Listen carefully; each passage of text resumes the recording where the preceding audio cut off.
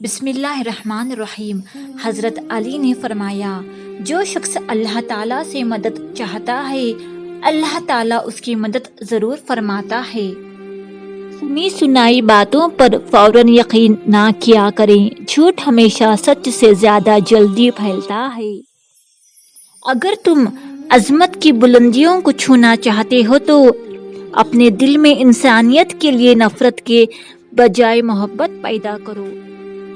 جس انسان کی جان نکل جائے وہ زندہ نہیں رہتا، لیکن جس انسان کا احساس نکل جائے وہ انسان ہی نہیں رہتا۔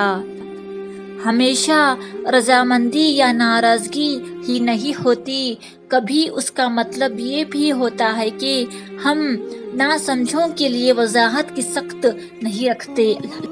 جو انسان یہ سمجھتا ہے کہ اللہ تعالیٰ جو کرتا ہے وہ ہمارے لیے بہتر ہوتا ہے، وہ کمال کا ایمان رکھتا ہے۔